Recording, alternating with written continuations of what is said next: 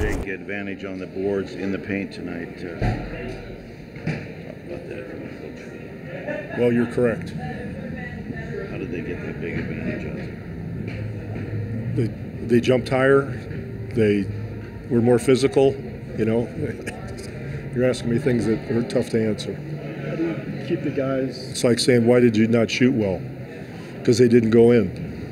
With the injuries and the losing streak, how do you keep the guys' heads up and moving forward? It's our job. You just go play the next game. There's no time for sulking or anything like that. You know, Utah played better than we did. They executed better, and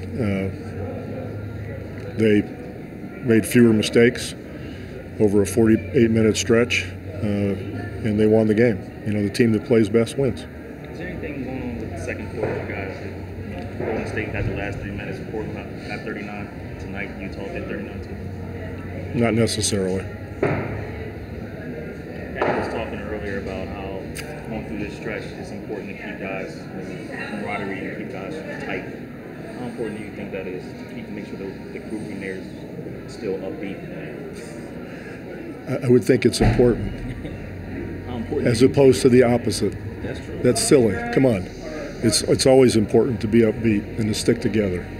Oh, during this rough time. Good Lord. Good Lord. Losing Rudy before the game, was that kind of a deflation? It doesn't matter who's hurt or who didn't play. Nobody cares about that. All they care about is winning and losing. So Utah deserved the game. They played better. They executed better than we did. They were more physical than we did, and they won the game.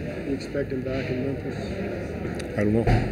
May I ask you about Jakob Poeltl? How would you describe his development? He's doing a fine job. He's learning on the fly. He needs experience, but we're trying to give him the minutes so that he can get more and more comfortable. But he's very willing, very intelligent, and he's going to end up being a good player.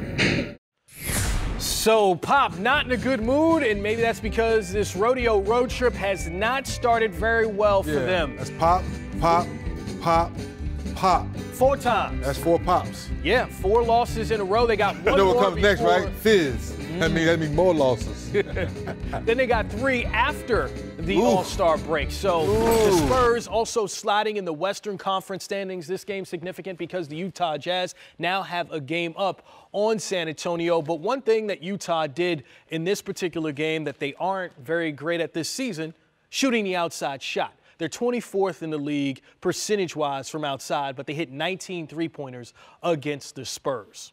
Tonight, excellent ball movement, and you talked about earlier where Donovan Mitchell is starting to find his stride. For me, Karan, where Donovan Mitchell had such a good year and it kind of surprised people.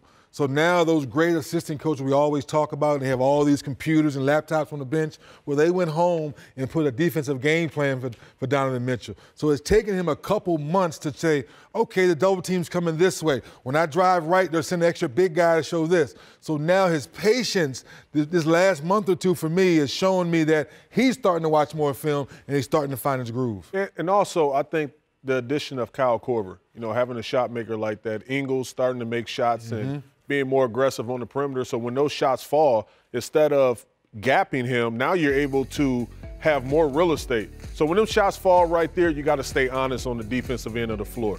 And then it creates more options and opportunities for Donovan Mitchell, where he's able to pass, facilitate. And then when he gets to going downhill and zigzagging with the basketball, he's able to be creative. He can go for shots for himself, or obviously he can go and facilitate for others.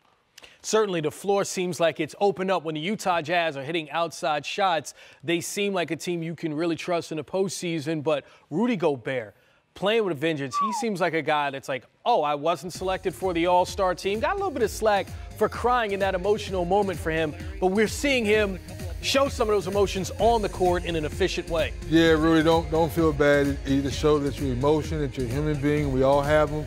But offensively this year, the picking and rolling to the basket, getting more alley-oops.